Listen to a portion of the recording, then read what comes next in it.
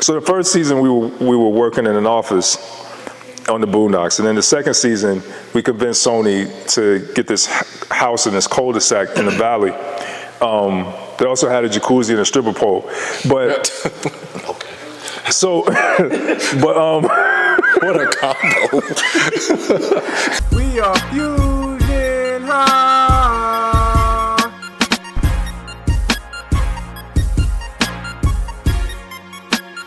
You ready? I'm ready. I'm ready. Got questions. All right. Fusion fam, what is up? What's going on, ladies and gentlemen? Man, we are not in Kansas. Not at all. We in Cali, y'all. We in Cali, yeah. And we have... Advertise your stuff. Yeah, and absolutely. We have a legend, man. We have a writer, executive producer, brought us stuff like Black Dynamite, the Boondocks, co-founder of Martian Blueberry, the man, the myth, the legend. Carl Jones is in the building. Well, in this lovely home. First and foremost, thank you so much. Oh man, no, it's my pleasure. Yeah. Thank you. And in case you don't, go ahead. Thank you. I'm gushing right now, man. Thank you so much. We definitely appreciate it. And also tell Paris thank you. I will. I will definitely, yeah. My bad. Hey, gotta get it in. Gotta get it in. All right. And in case you guys don't know, I am Chad. And I'm Jeremy. And together, this podcast, this tag team, this collective, these Comic-Con conquerors, these wrestling phenoms, and these gaming gods, we are Fusion High. With Mr. Jones. Yeah. With Mr. Jones. In your building. So first and foremost, thank you so much again for having us, man. I really, really appreciate it. If you could, just tell us a little bit about yourself and how you got started in animation. Well, I'm from Fayetteville, North Carolina, a little small town in North Carolina.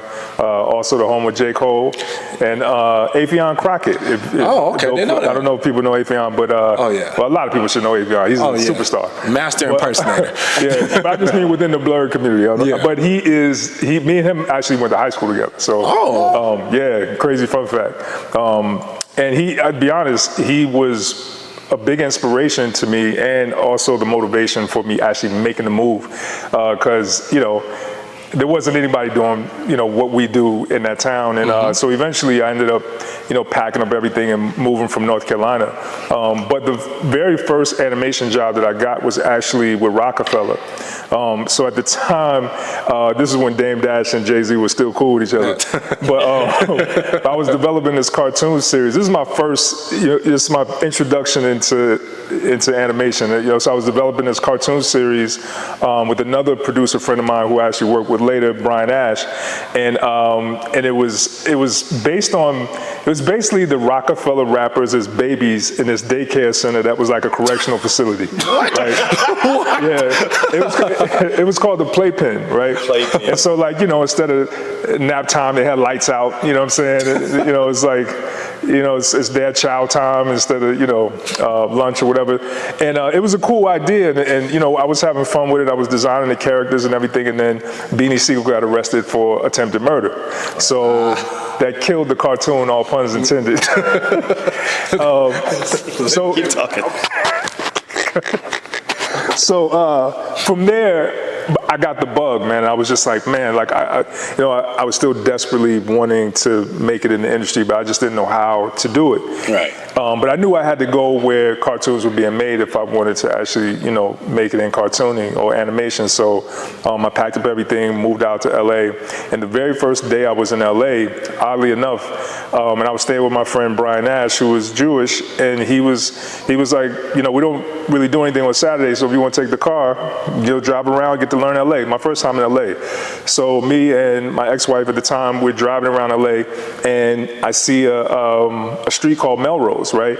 So I knew of the TV show Melrose Place. I was like, oh, I know that word. Let's go down this street. So we turned down Melrose, and I see this little black guy walking up the sidewalk with the red shirt on, and it had Huey on it. But this is before the show. This is back when the Boondocks was a comic strip. And so I was like, I think that's Aaron McGruder, the guy, that does the comic strip. So I hopped out the car and I basically just attacked him. And I was like, yo, I was just working with Beanie Sigel and Rockefeller. He almost killed somebody. It was guns and shit.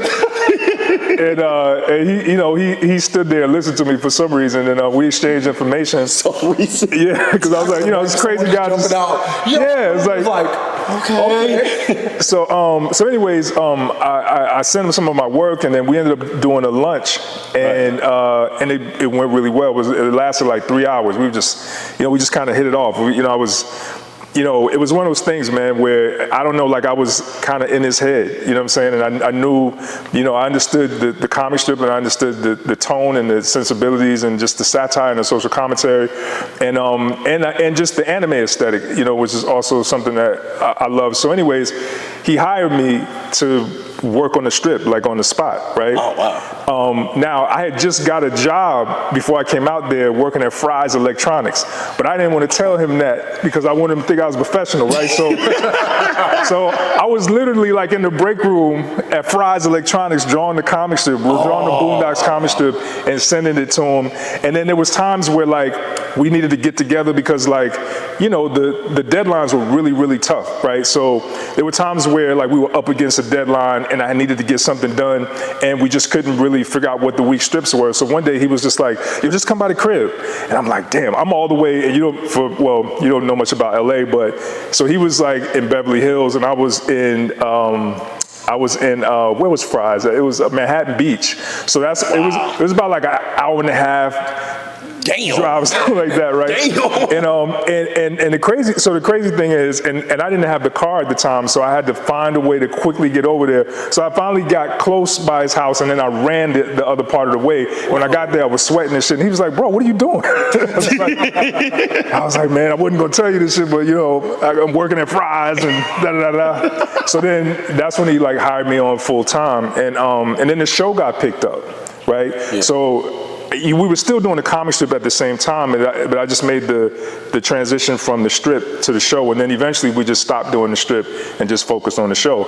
And then from there, I just been working really hard at making my way through the industry. From there, I went on to do Black Dynamite and a bunch of stuff with Adult Swim, like the Jellies with Tyler the Creator, Freaknik the Musical, Black Dynamite obviously, and never look back. I've been doing a bunch of stuff since then, Damn. Yeah. You have a story. So shout out to Melrose Place. There it is, yo. If it wasn't for Melrose Place, I might not have turned down that street. Yeah. Shout out to Melrose Place, yo. Cause so I was watching your old Vlad interview for 2 years ago. Was it true that you was doing drawings, and it was like Percocet pills, lean, and Uzis around when you was doing that? Are you serious? Bro, so we were, so this is, okay. So Quad Studios in New York is where, Beanie Sigel and State Property were recording, right? Okay. Jay-Z was recording at Baseline in Manhattan, right? Which is like, it's like night and day. Like Quad Studios was like the project. Oh, it was like Baseline was like Beverly Hills. I'm just saying, because when we were able to go to Baseline when Jay was recording, he was actually, at the time he was doing a mixtape for the sneaker that he was about to put out, the S. Carters. Yeah. Right. So we came in there and it was like champagne glasses and, you know what I'm saying? It was like hors d'oeuvres being passed around. So it was crazy. But on the other side of the tracks, when we went to Quad Studios, I get in the elevator, we're going up, and one of Beanie Sigel's, his manager, Rashid, he was pointing out the bullet holes in the elevator, and he was like, this is where Pac got shot. Oh my God. Bro, and I lied to you not, it looked like there was still fragments in the elevator. Oh. It's crazy. So anyways, we get up, we get to the studio, and it's a state it was like Percocet and lean everywhere. I remember there was some banana clips on the table. I remember Petey Cracker came through, and he had like some really baggy jeans with like 2 big pockets on the back. Right. He had a small gun on this side, and he had a clip on this side. This man was ready. On the table. We're ready. But the thing is, like they were just telling me, because they're from Philly, so they were like, whenever they come to New York, they don't know, what to expect, so they just stay prepared. And I'm sitting there trying to I'm trying to draw, and work on this cartoon, and but it was like that, man. That is crazy. The juxtaposition, like it's sunny and happy over here, but you come over here, nah, fight for your life over here. Right. So if you could, Carl, tell us about some of your creative influences inside and outside of animation, and some musical ones too. Man, so I don't know, man. I was a weird kid. Like when I was growing up, I was really into like Ray Bradbury and Hitchcock. Oh, you know okay.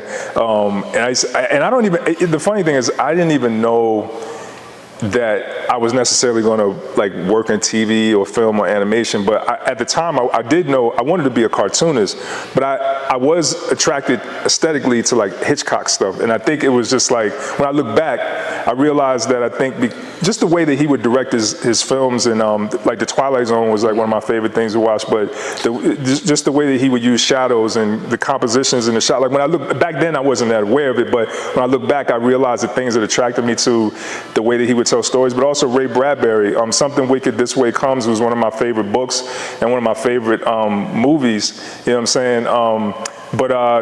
And then, you know, it was a lot of cartoons, and like I was a big, you know, Warner Brothers, Hanna-Barbera fan, and all of that stuff was, you know, I grew up watching like the Jetsons and the Flintstones, but it was interesting because even as a kid, when I was watching those shows, I was like, man, there's no black people in these shows, right? I'm like, nope. So I'm like, oh, his brother. No black people in the future. In the future or the past, right? And like, so I, you know, and I remember even back then thinking like, man, that would be cool to be able to change that.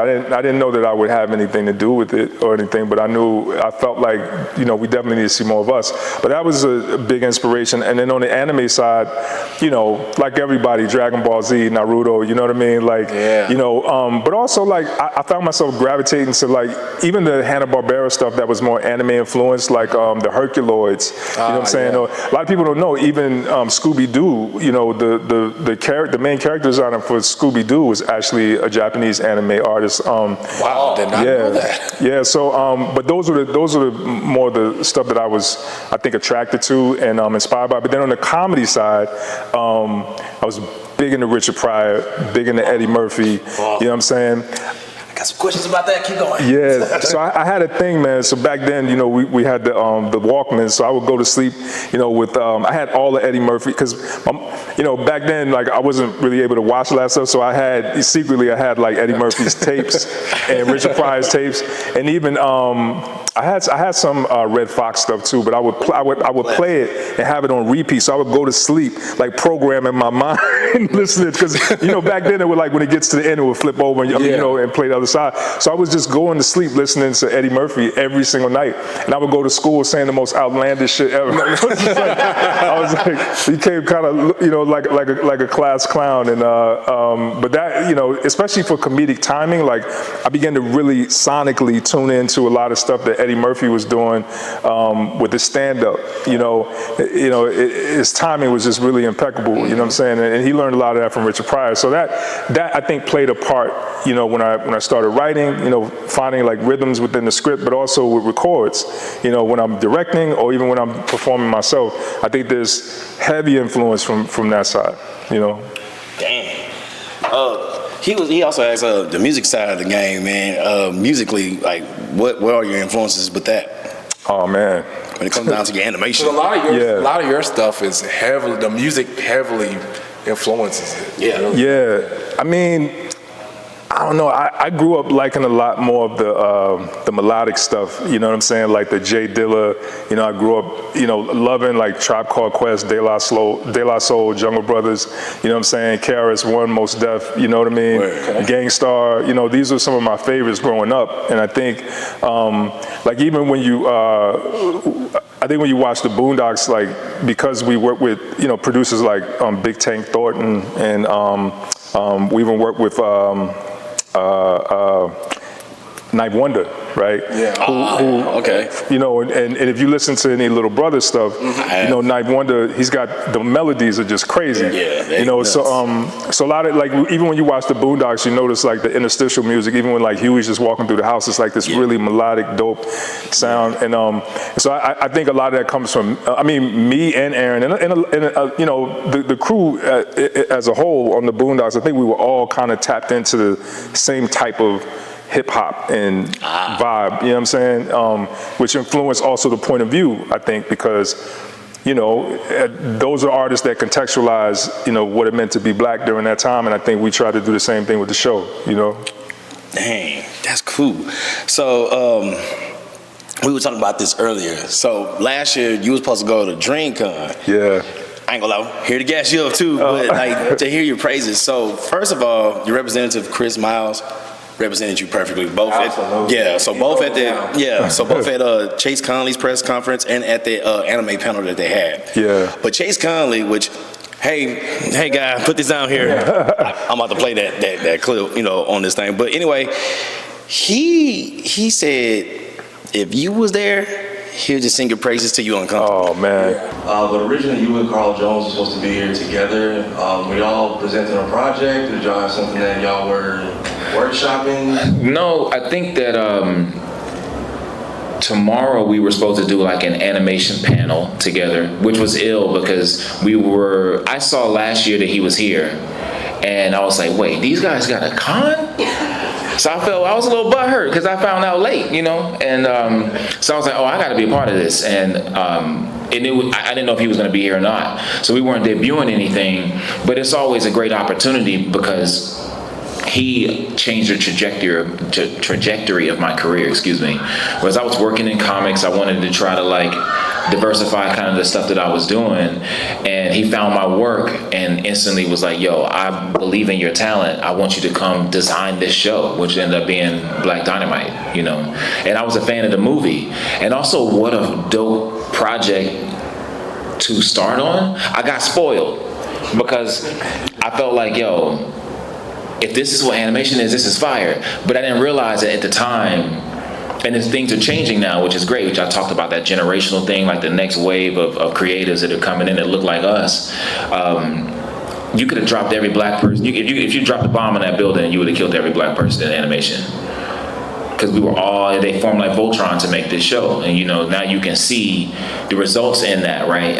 And Carl's a genius, you know what I mean? So I'm forever thankful for that. Like, so anytime I get to sing his praises, it's always dope. I was just gonna sit up here and compliment him until he felt uncomfortable. So that's probably, you know. Cried last year. Yeah, or bring me back next year. We come back next year, we're gonna make that happen. Yeah, we're gonna make that happen. But no, that was it. So no plan or anything like that. It would just been like a dope coincidence, you know. How did that relationship started with you and Chase Conley? Bro, so originally, so we were doing Black Dynamite season 1. We just got, the pilot was just received really well by Adult Swim, and they greenlit the series. And we were at Titmouse at the time, and Titmouse also had one of their own shows that got picked up, Motor City, at the same time. And a lot of the artists that we had on the pilot ended up having to work on Motor City, right? So I was like, man, what are we gonna do? Like, I gotta find a character designer. And the style that the show was done in was, I don't know if you guys are familiar with the director, Takeshi Koike, but he did Redline. That's probably the one that most people know, but Travis Fist Plan is another one that I really like a lot. But anyways, so it was a very specific style, and there wasn't a lot of animation artists. Sorry. There wasn't a lot of animation artists, I think, in this area or domestically that understood that approach. So, you know, we started looking outside, right? And we even tried to get Takashi Koike, who was at Madhouse at the time, but he couldn't do it because he was tied up with some stuff. So LaShawn Thomas, who was also working on Black Dynamite at the time, he was telling me about this guy Chase, and you know, at the time Chase was doing comic books, so he showed me his work, and I was like, oh yeah. I was like, I already knew, and I just knew. I'm like, this dude is incredible. I mean, he's like one of the most talented artists that black artists, one of the most talented artists I've ever met. Wow. And I'm just like, how is this guy not working in animation? It's crazy, like, you know. And that's not to say, I mean, he was having some success in the comic book industry as well, but like, you know, so I told Titmouse, I'm like, we got to get him out here. I don't know what we got to do. And I called Adult Swim, told them the same thing. Because they're like, well, why can't we just use artists that are, you know, in the area? Like, there's got to be somebody. I'm like, they're not like him, though. dog. You know what I'm saying? Right. You know what I mean? I'm like, I got to get this guy. And so then they started like doing the math and trying to figure out, well, you know, we're going to have to move him out and, you know, fly him out, this kind of thing. And I was just like, look, do whatever you got to do. I promise you it's going to be worthwhile. And we finally got him out, and he just killed it, man. Like he instantly understood what I was trying to do. And he just like, I mean, I wouldn't have been able to do the show without him, you know. And now he's going on to do like a lot of amazing things, you know what I'm saying? So like, you know, shout out. And by the way, he's from Charlotte, North Carolina, and I'm from North Carolina too. So there was also like the North Carolina connection. Oh yeah, like, I got, Red, you know what I'm saying? we family.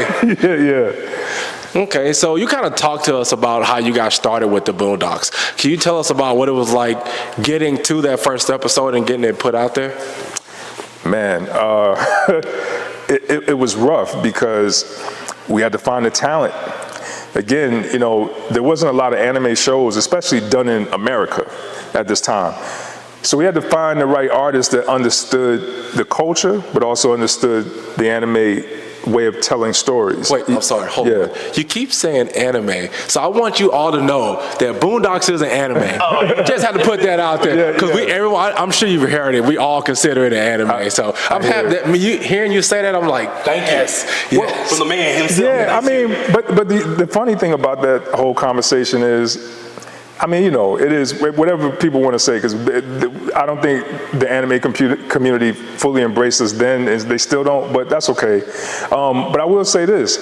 I mean, we were working with some of the same studios that produce your favorite films and shows, you know what I mean? So we work with Madhouse, you know what I'm saying? So like, even with Black Dynamite, I mean, a lot of people don't know Studio Trigger did the intro for Black Dynamite, you know? Yeah, so I'm just saying, like, we're working with some of the same talent. Yeah. And now that's a whole, I don't want to go into that. That's a whole conversation. Okay, what was the original question? Oh, so I was just basically asking to walk us through getting to making that first episode of the Boondocks. Yeah, you were saying you found some. So it's really hard. So we went through a lot of board artists. We went through a lot of character designers. We went through a few animation directors, and it was tough, man. And it got to a point where even the work that we were sending overseas, because they didn't understand the culture, it was just coming back wrong. So we were literally working around the clock, revising entire shows.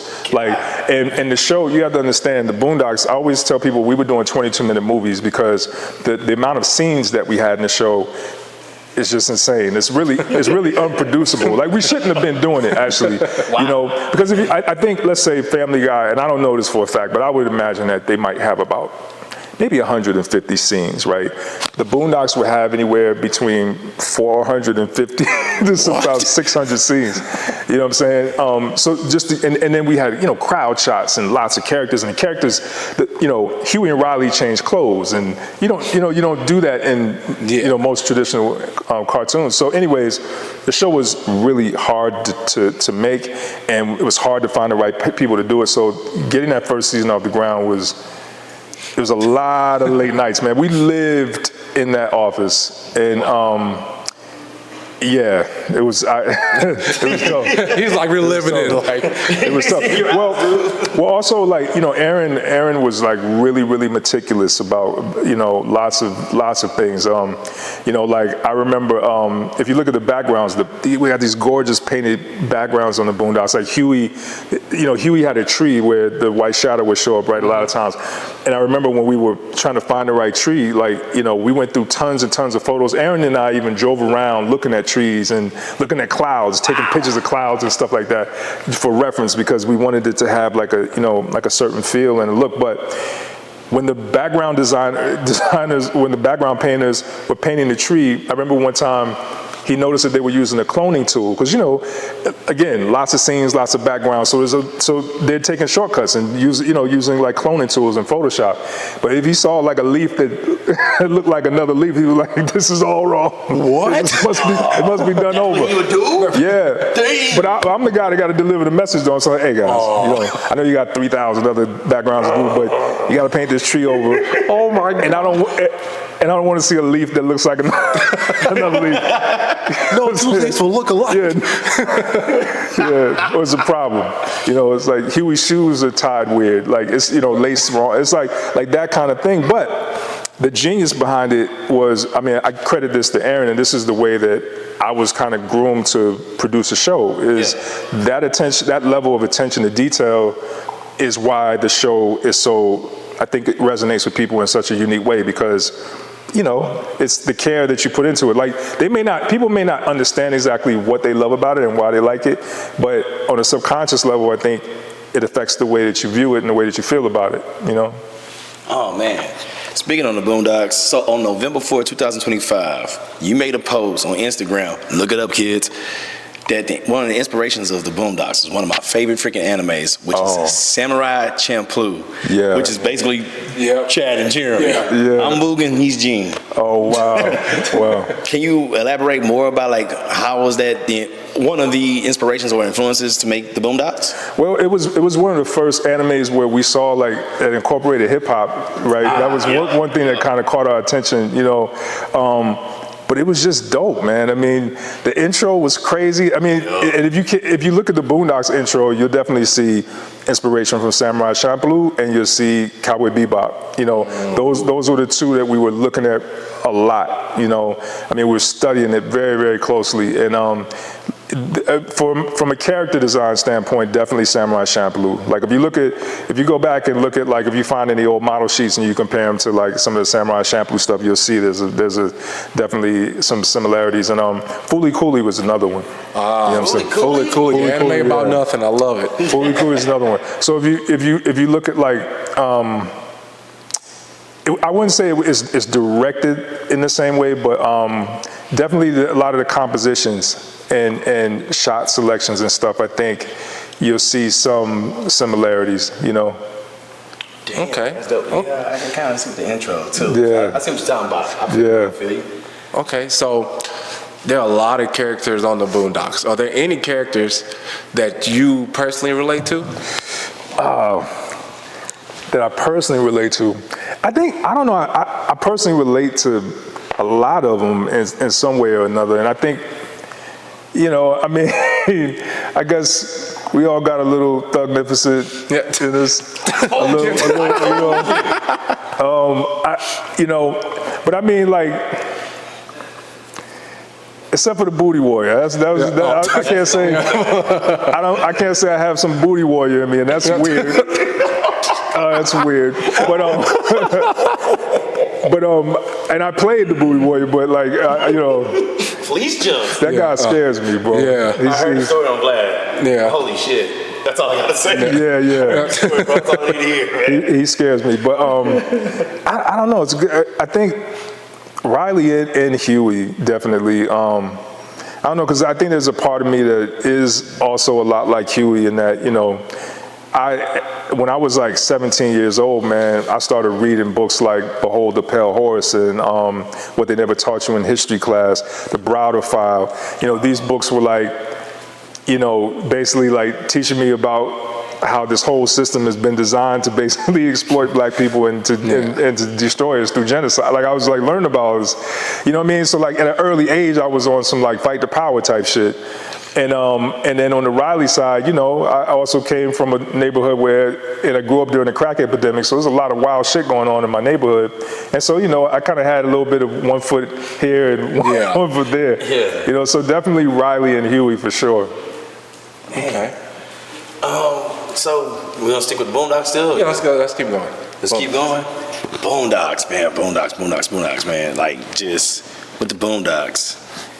How do you feel there's been 20 years and it still gets so much love when it comes down to the Boondocks? Because, like, even like when, the panel that y'all did at DreamCon, you heard everybody. Yeah. How does that make you feel that 20 years later, you still getting mad love out of it, dog? Man, there was a couple of times at DreamCon I was honestly tearing up, you know.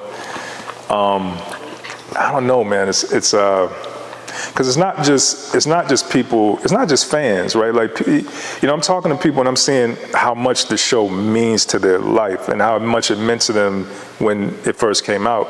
I mean, there's people came to me and said, like, you know, they were going through some real traumatic shit, you know what I'm saying, and almost on the verge of suicide, and this show like brought them out of their depression and, you know what I mean, and got them through some really, really difficult times. And there wasn't any other shows that were speaking to us personally. And so it was like a real intimate thing, right? We were talking specifically to a special group of people. And, so it was kind of like an inside joke between us a lot of times. And I think that is a really powerful thing, So I just appreciate the fans and people who have supported the show for this long, because there's a lot of shows, once they're off the air, they're out of sight, out of mind, So it's funny because like Love would be on TikTok and I'll just hear my voice coming from her phone, It's like, booty is more important than food. And I just like sit up out of bed like, what the hell's on? She's like, I'm just scrolling. I didn't search this, So I don't know. It's a dope feeling, man. It's really and a powerful.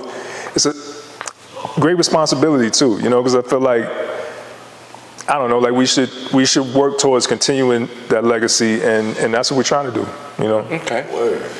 Is there a particular episode or moment while recording and creating the Boondocks that you're especially proud of? Man, every moment, bro. Like,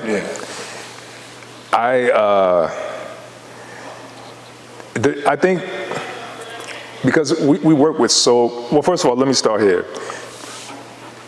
The team that was making the show was like a family. Like, we were literally like a family. Because we spent so much time together, we damn near lived in the same house.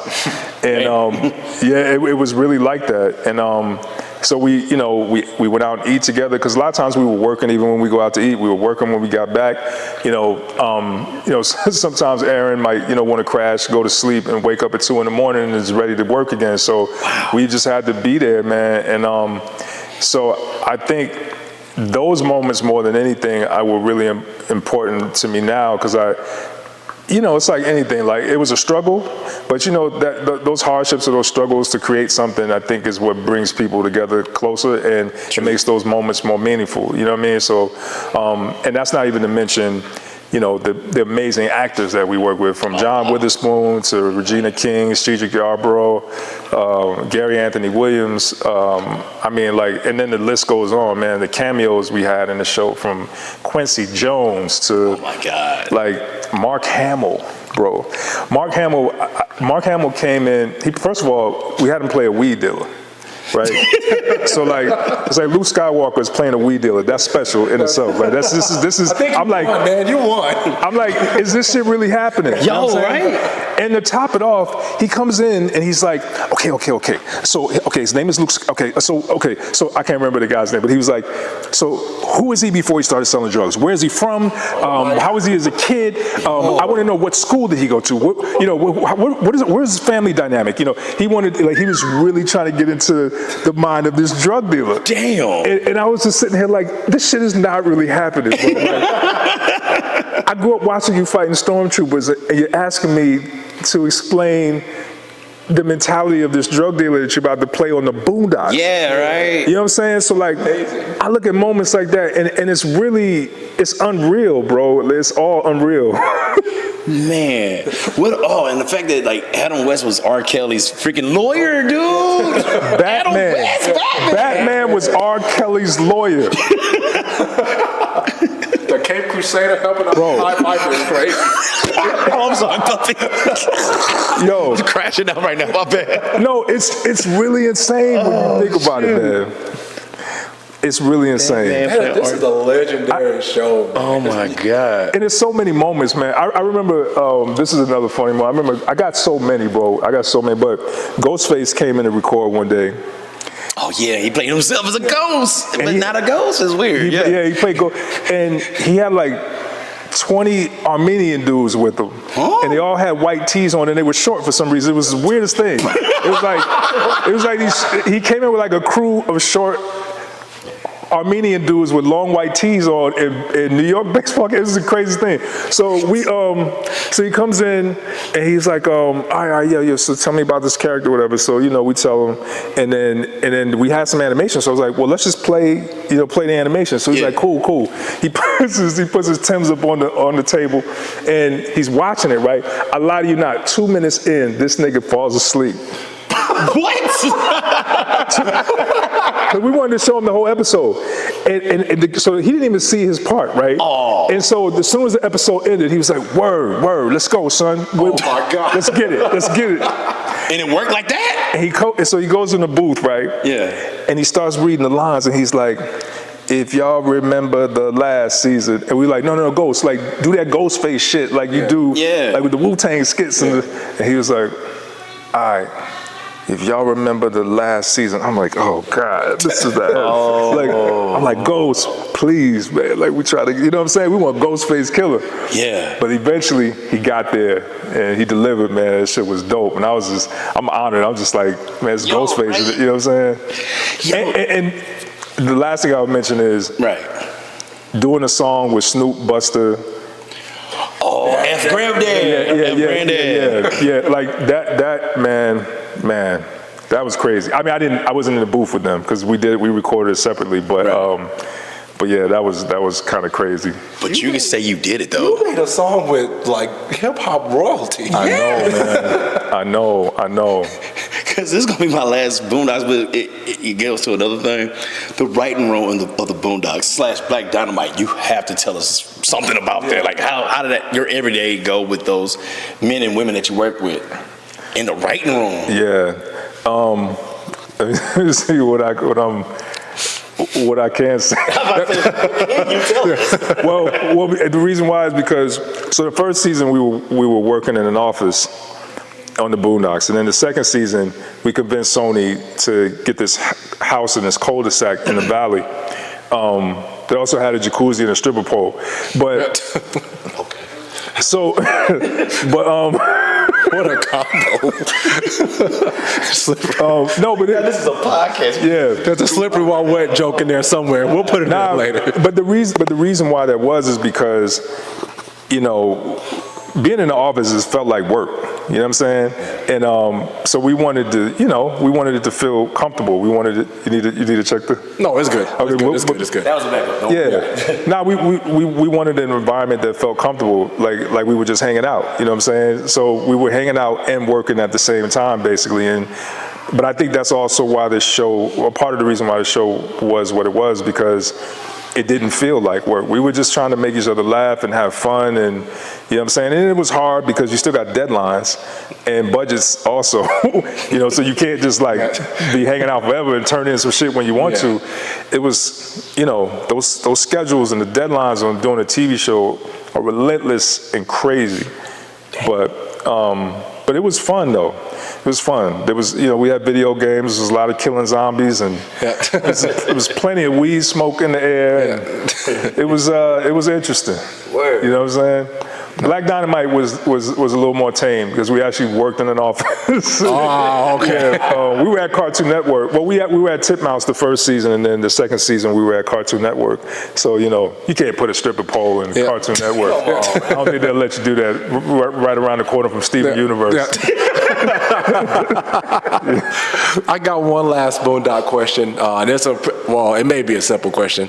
What's your favorite episode? My favorite episode is Bitches to Rags.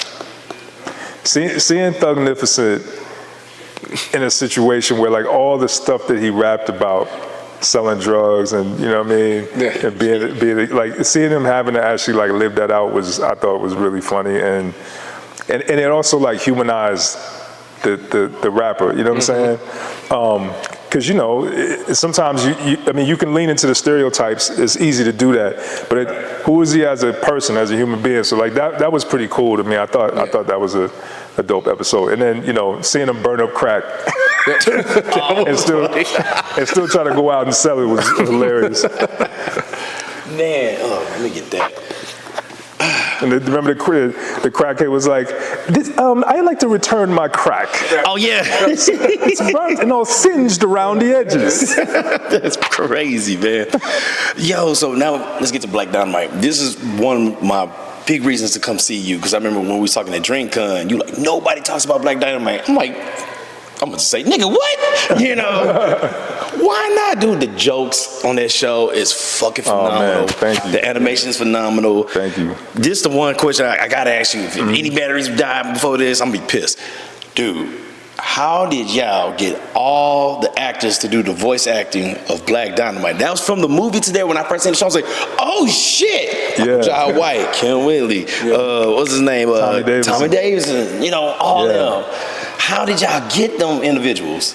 I mean, when they found out we were doing a show, they were in. They just, I mean, they really loved Black Dynamite so much, and you know, I mean, honestly, the funny thing is, you know, we had Sam Jackson in Black Dynamite too, right? Right. And it's funny because I ran into Sam Jackson at Titmouse when he was there to record something else, and he looked at me side-eyed like, man, how come y'all ain't call me for Black Dynamite?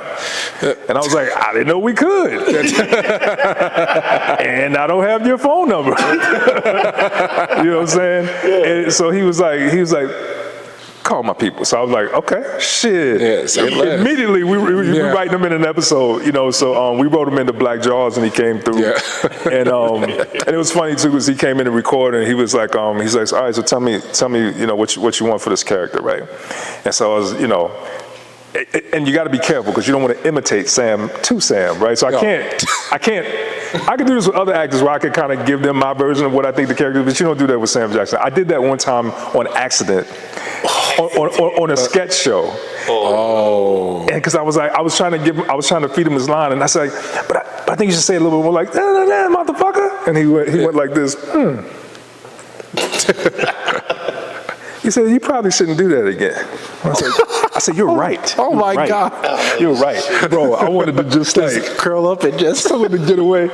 But so anyways, we ended up casting for the show, and you know, he came in and killed it. But yeah, man, like I realized like people just love animation, and especially if they respect the show and the point of view, and they know we're doing something that's this culturally significant. I think, you know what I mean? Like a lot of times they just want to do it. You know, we had so many people. We had Tyler the Creator, you know, Waka Flocka, Erykah Badu. It was a lot of people who was on Black Dynamite, and it was just fun, man. Like, I think, you know, it's like you come in, you can record in your pajamas, bro, and you're out in an hour or two. It's like, it's not, you know what I mean? It's not even a lot of work for them. So I'll tell you one mistake we made. Usually we would record all the actors separately. So one time I had this idea. I'm like, I'm going to get everybody together, right? And we're going to do, because, you know, some shows they record like that. They get you in the half moon circle. They got all the actors set up with their mics. So we had Kim Whitley, Michael Jai White, Arsenio Hall, who else was there? Was it Cedric Yarborough? No, was Cedric there? I think, man, I can't remember. Tommy Davidson? Yeah, Tommy Davidson was there. Yeah, the regular cast was there, but there was Clifton Powell was there. Okay. And Deborah Wilson was there. She did a lot of episodes. Yeah. And Kim Whitley was there. And so we had a full. I'm talking about, first of all, everyone was in tears. They had us cry, like I mean, all of them was so funny, right? So some of them haven't seen each other in a while. So it was the most difficult thing in the world trying to get these lines recorded, bro, because they was having so much fun. And they was in the booth, man. I remember at one point in time, I think Deborah Wilson was like, took off some clothes, article of clothes. I was just, what a time. My son was in the booth recording B-roll. I was like, I don't know what's going on right now, but I need you to get out of there. You know, he just dedicated holding the camera. I'm doing what you said. I'm doing what you said. Bro, it got crazy. It got really, really crazy. But I'm like, yeah, I can't do that again. You know, gotta get them individually. Yeah. So what inspired you to adapt Black Dynamite into an animated series? Good question. So it's funny. So Cedric Yarborough, who plays Tom on the Boondocks, he was in the movie, and he brought what do you call it? Like an advanced director's cut to the Boondocks, right? And so I took the copy home and I watched it, and I was like, man, this is crazy. Like, this would make a really dope animated series. I'm just thinking in my head, and 2 weeks later, my manager calls me and he was like, hey, I just met with the Black Dynamite people. They want to talk to you about doing something animated. I'm like, it can't be. This is too. You know what I'm saying? Yeah. Like, I was literally just thinking this. So we set up the meeting. I wasn't supposed to have seen the cut, right? So they showed me the movie, and I'm acting like it's the first time I've seen it. Like, oh, that's hilarious. I already watched it because I had the bootleg. So anyways, after it was over, I was like, you know what? I think I know what this show is. You know, but I had already thought about it. Yeah. And I had a relationship with Adult Swim, so I took it into Adult Swim, pitched it, and they bought it in the room. They were like, yeah, like, let's do it. Damn. And that's how it took off. That's cool. Damn, because like, oh my God, because I was watching like weeks ago, I was watching some episodes and I could tell that certain people had like influence on there, like per episode. And I know you was over all that. Yeah.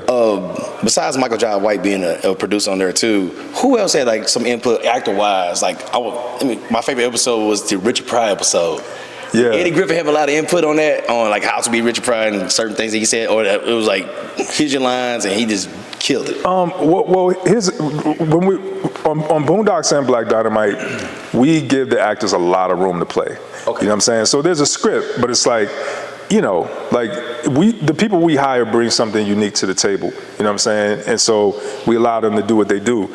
So first of all, he wanted to. I think he was actually supposed to play Richard Pryor in the biopic, right?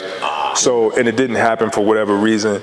And so he was like over the moon. He was like, bro, I thank you. Like he was so like really, really appreciative and, you know, honored to be asked to play Richard. So who knows Richard better than Eddie Griffin? You know what I'm saying? So we wrote lines, but when he got in the booth, he became Richard Pryor. This nigga was possessed by Richard Pryor. I mean, he was going off the top of his head just saying all kinds of crazy, and he spent a lot of time with Richard, you know, before he died.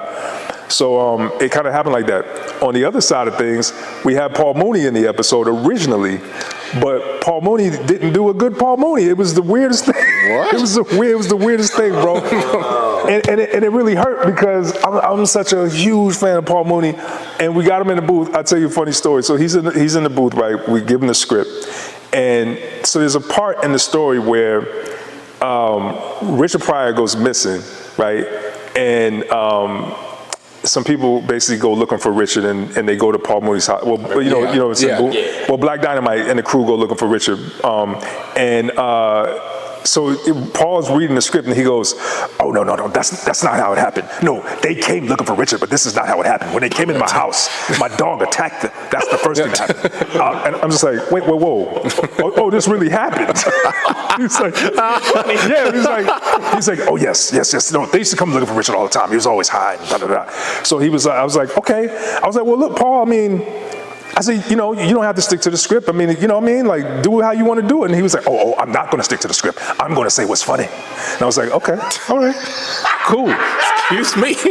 Sorry.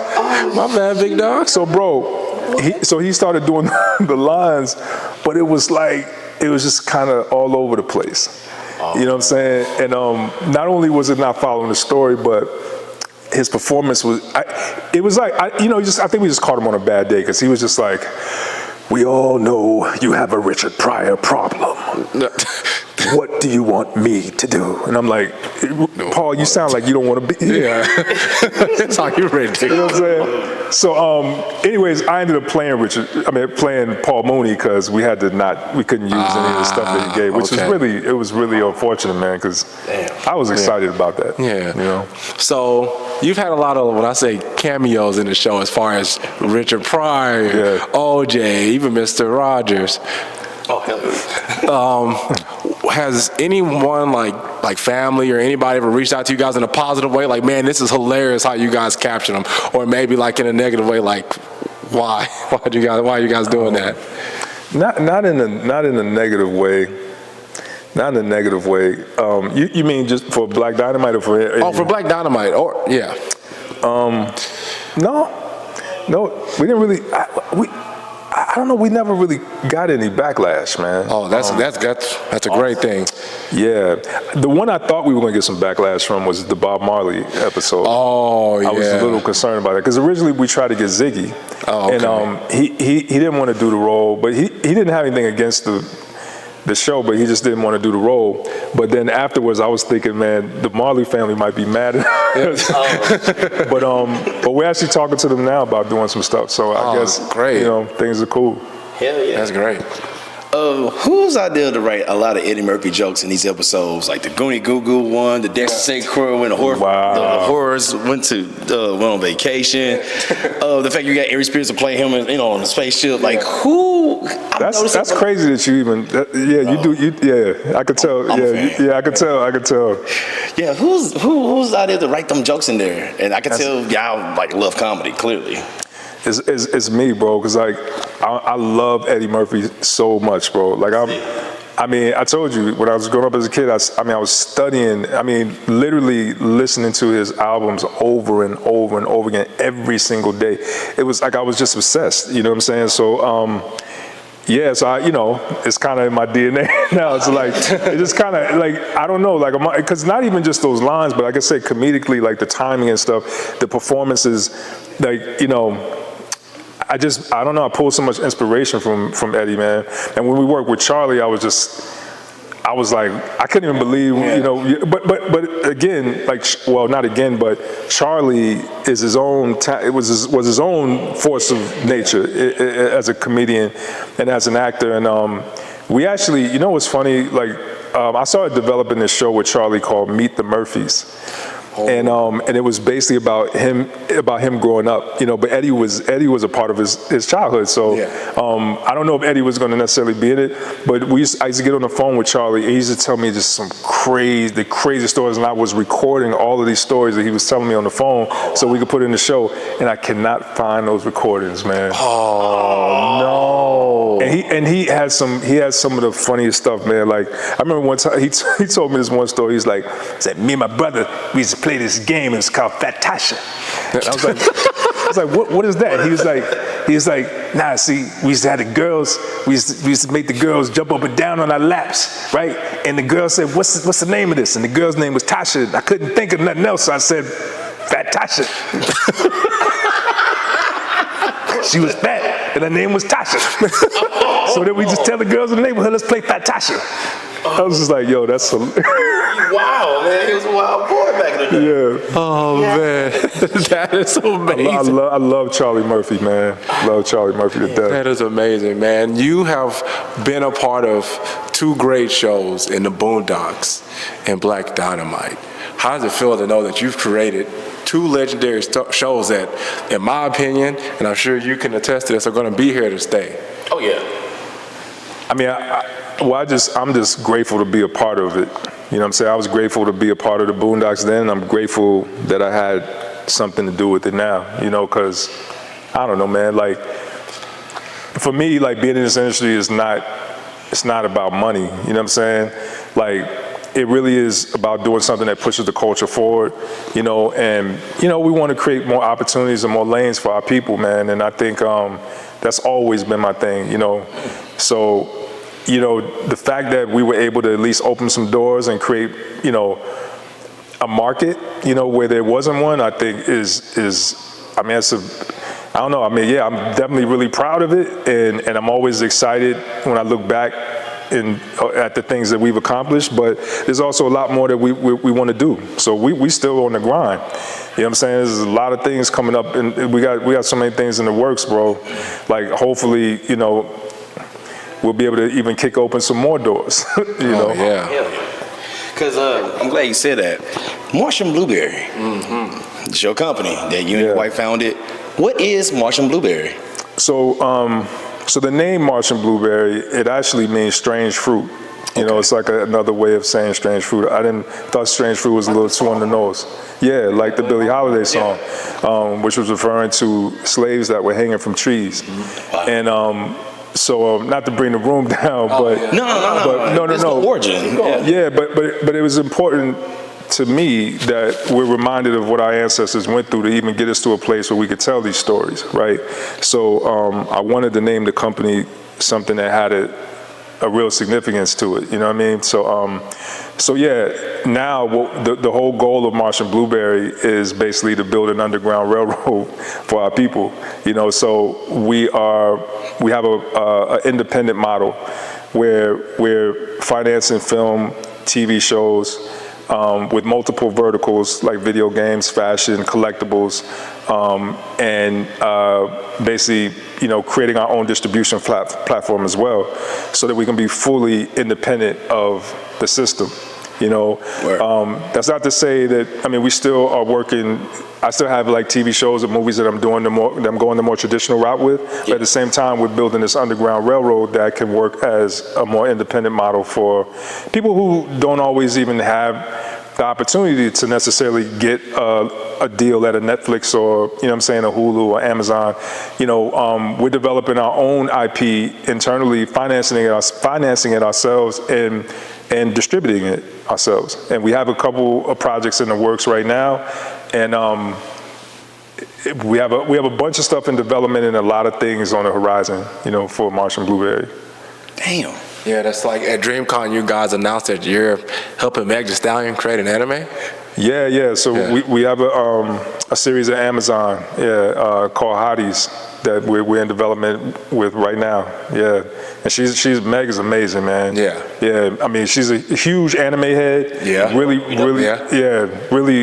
intelligent, really smart. Like, you know, really understands story and like, because you know, there's a lot of entertainers or artists that you might think is more like, you know, a veneer, or, you know what I'm saying, it's more of like a passive EP credit or something like that. Nah, she's the real deal. Like, she's, you know what I'm saying, like she understands anime, and I believe if she wasn't a singer, she'd probably be writing and producing anime. You know what I'm saying? Damn. You know, she's like for real, like in it, you know? Yeah, she's the real deal. Yeah. Man, because I'm such a fan of what y'all doing and everything like that. Now, I want my daughter to do more art, but I know like being an artist is hard. You know, so like, well, I can profit out of this easy peasy. But, you know, first, because like she was like, well, I'm gonna get a degree in art, and I'm like, yeah, that's the side hustle. Do that on cons, because like, you know, originally she wanted to be a veterinarian, and she's still on that trajectory. What would you tell an artist, upcoming artist that's a young boy or young girl, like how to put themselves out there, and especially like, you know, you gotta come on your own to, I guess, what's the word I'm trying to use? I'm like lost for words. To say, hey, go this route and see if that works for you, because I know it's not the same for everybody. Well, I think when I was coming up, there was no real emphasis put on the business side of art, right? So we were just trying to get a job as an artist, and I don't think that should ever be your goal in the future. Any artist right now that's looking to get into the industry, you know, you have to be thinking about yourself as an entrepreneur, as a business. So, you know, and that's all encompassing, you know what I mean? From, you know, you doing some type of direct to consumer, you know, business model, to also, you know, finding, and let me just say this too, because sometimes when we use the word independent, a lot of times people take that out of context and they think this means I do it by myself with nobody else, or everything is codependent on something. So I don't mean, you know, I mean, nature works that way. Everything, you know, so it's not about being solely independent, meaning that you don't work with anybody.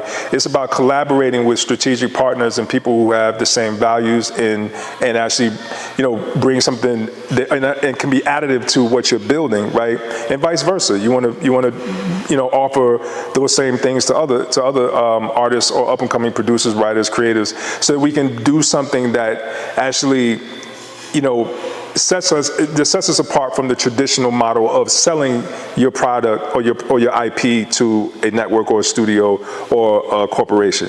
You know what I mean? Because ownership is everything. So if you're just a work for hire, you'll never have any real equity, not only in your work, but even in the company that you're building, because everything that you're doing, you're selling to someone else, you know, just to make ends meet. And a lot of times artists are in a position where they really have to do that because, you know, you got to pay bills. So I would just say, going into this business, you know, and if you have to take jobs as an artist, I'm not saying it's a bad thing, but I'm saying at the same time, you should be definitely thinking about ways to build yourself into a brand. Creating a community around your work, which is also extremely important. Community is everything. Community is everything. If you build a strong enough community, there'll be evangelists for your work, and then that's all the marketing you need and the support that you need. You know, so always, I definitely, you know, think about, especially as we move into, you know, this age of AI, you know, where, you know, there's gonna be a lot of people that have access to different tools, right? And can create work. But you have to separate yourself from that, and that's why I say building a brand is almost just as important as the art itself. And then on top of that, I would just say, as we move into this more AI-focused world, I think, you know, you want to separate yourself with the voice and the point of view of your work as well, because that's the thing, right? Like, AI is good at creating imitations of something, or replicating, I should say, doing, you know, creating a replica of something. But the initial inspiration that comes as an artist, that comes from our emotional intelligence and the point of view or the perspective of someone who has went through certain things and sees the world a certain way. That's what's going to set you aside from anything that's artificial.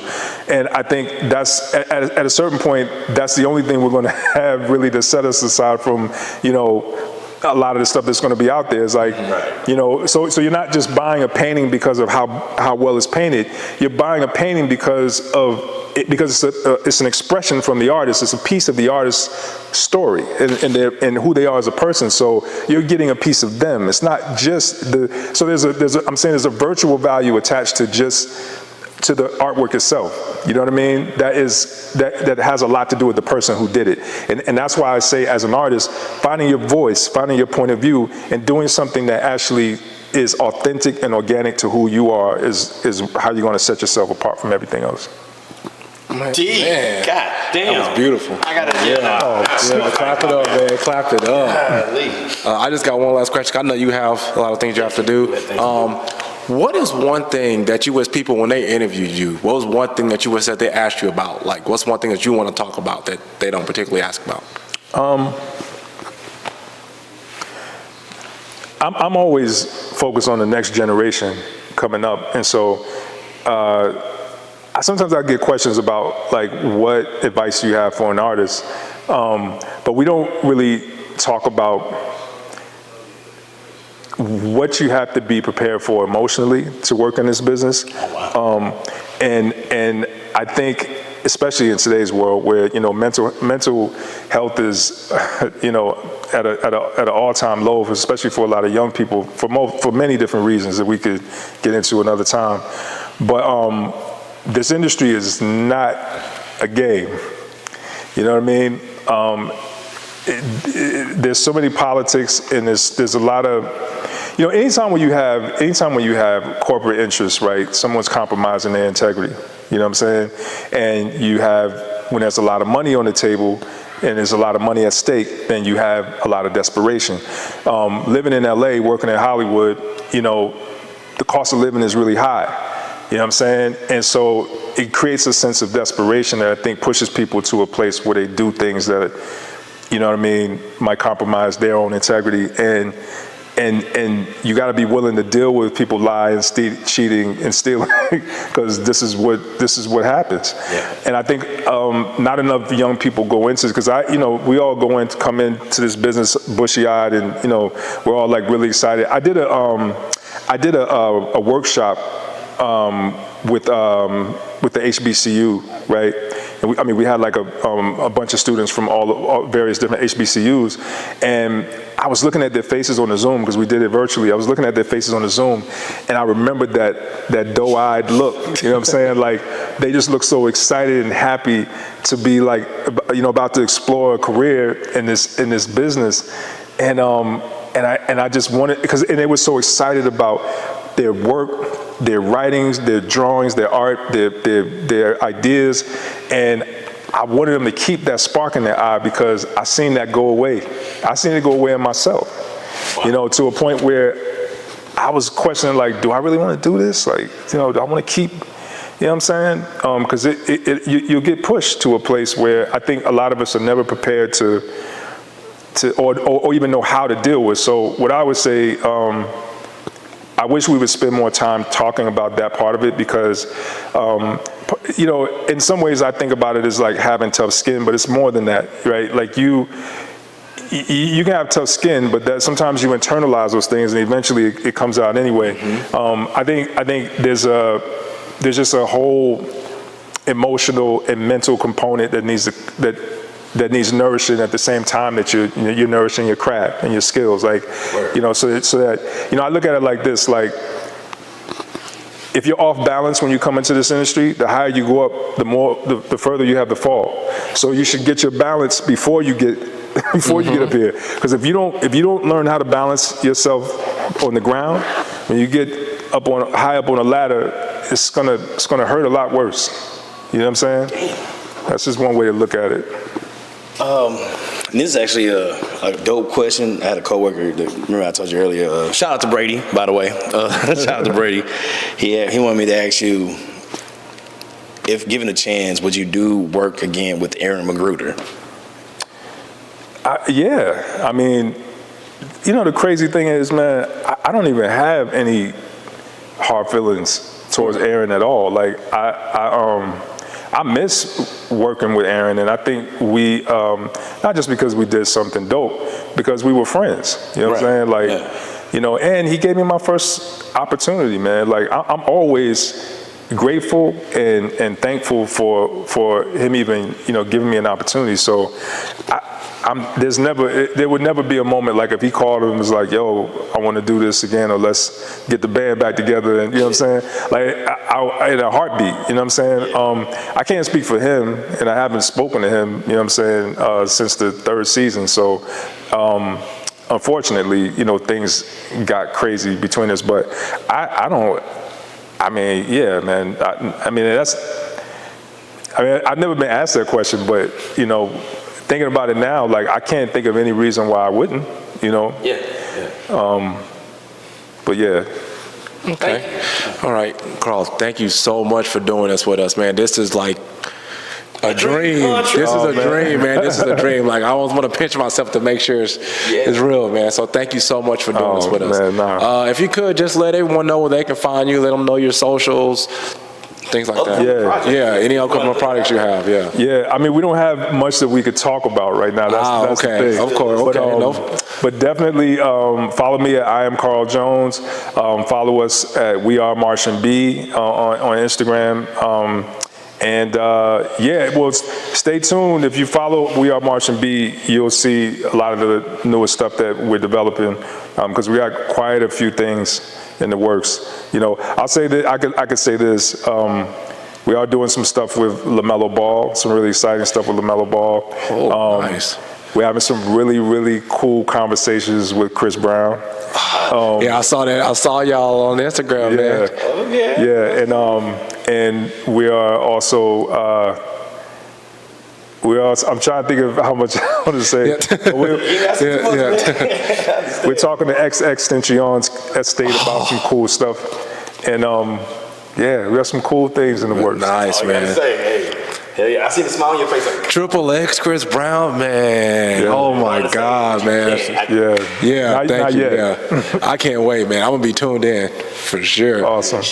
Yeah, and you guys can follow us at the Fusion High Podcast. You can catch us on Instagram, Facebook, Twitter, X if you're nasty. Like, share, subscribe, and comment. We've been having so much fun interacting with you guys, man. Some of y'all been coming at me. I don't like that. He said I'm the nice guy. I don't know why y'all coming at me. I'm a good guy. He is a nice guy. Yeah. I'm the asshole, bro. Yeah. And then somehow he get beef. Yeah, that's hilarious. I talk mad shit. Yeah, they're coming at. Oh wait, before we go, you forgot to mention, so I'm gonna bring it up. Oh, go ahead. I gotta thank you. There's an episode of the Boondocks that is it's like you were in my house and you saw my life. That Hurricane Katrina episode. Oh wow, that was my life. Really? Yo. All my family. So they're not from New Orleans per se, but from Bogalusa. It's right outside New Orleans, and they all came through that. They all came down. So my dad, God bless the dad. My dad had 13 brothers and sisters, and so a lot of their kids, they all came, my aunts and uncles, they all came down, and we were in a house. Like, a house is good for me and my sister, my mom and dad, but not for all the people. So they were all up in there, man, feet on the table, man. They in my I'm making this up. My closet. They went in my closet. Let me see if I found something to wear. How you take down the thing that holds up the hanger? They took everything down on the floor, playing my video games. They going to saving over my stuff. I'm like, y'all gotta go. That shit hit home. I was like, I feel seen. I feel seen. You wrote this. How do you have this ability for this? Because it's like you predict the future with rappers, Chad's life. Yep. That would come true. I think that was Aaron and I think it might have been Rodney Barnes. Aaron and Rodney Barnes wrote that one, but I don't even remember how did we come up with that? I can't even remember. But I know we had Lil Wayne was in it. He was Lil Wayne. I didn't have a Lil Wayne. Yeah. But you know what's funny? Like, so in the script, it had all of Lil Wayne's lines had Wardy in it, right? Yeah. Because we thought that was a New Orleans thing to say Wardy. Right. He didn't say Wardy one time. And so I had to ask him, I'm like, bro, you keep skipping over the Wardy. He's like, man, we don't be doing all that. He's like, we do it sometimes. But he's like, okay, we fucked up. We OD'd on it. Oh, man, that's great. Well, once again, Carl, thank you so much for doing this with us, man. Let's wrap this thing up, man. I'm Chad. And I'm Jeremy, and this is say your name. Carl Jones. Carl Jones, y'all heard him? And we're the Fusion High Podcast, and we out this thing. Yes, sir. Ah! I love it.